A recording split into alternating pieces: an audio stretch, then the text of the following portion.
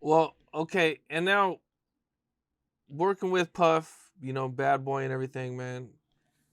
You know, Casey files this lawsuit against Puff.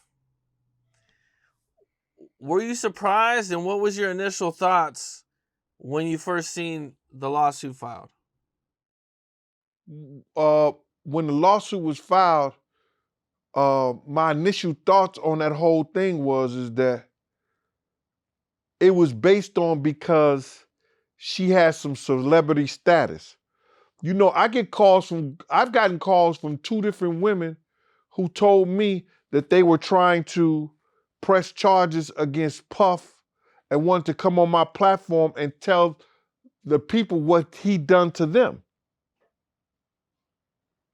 And they said they couldn't get lawyers to take it. Now you got lawyers willing to take anything anybody has to say.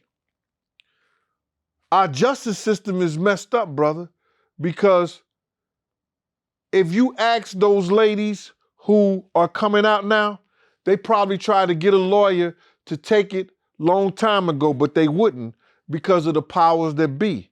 Now that Puff is losing that power, uh, lawyers are willing to go to court and try to get money from him from their clients and what people are saying he did to them.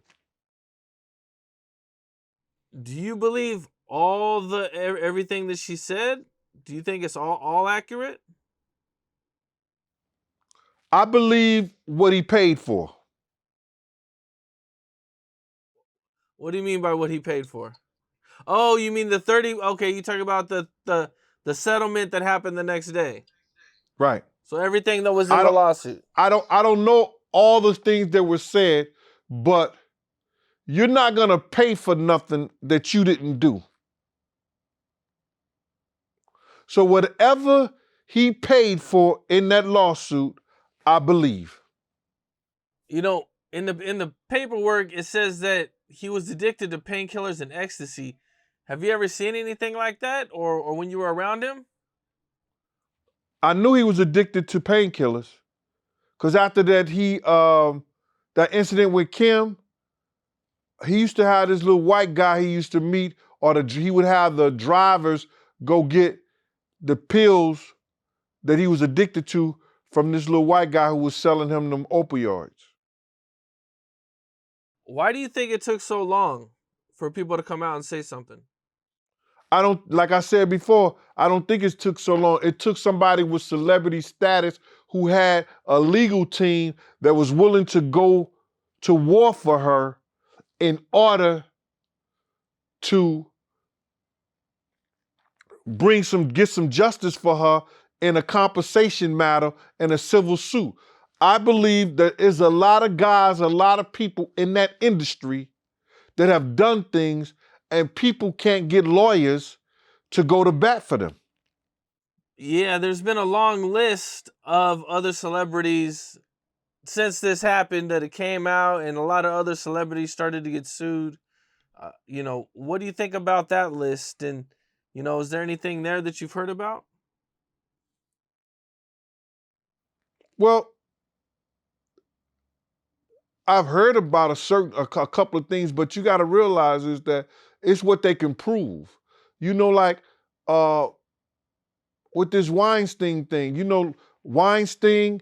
You got just take Jimmy Iovine for example. Jimmy Iovine got a lawsuit, but you don't see it on the news. Why? Why you don't see it on the news? People have been coming out saying things that that he did to them, but because his publicists and the people at that B is not allowing that to go down on him. Puff did some things to some powerful people that they're calling in their friends and everything, and everybody's taking their hands off of him. So now he's no longer the altar boy, and he's not in their club anymore. Did you hear him on Jimmy Kimmel? He said Yo, I thought we was friends. Jimmy Kimmel knew he wasn't supposed to ask Puff anything about me.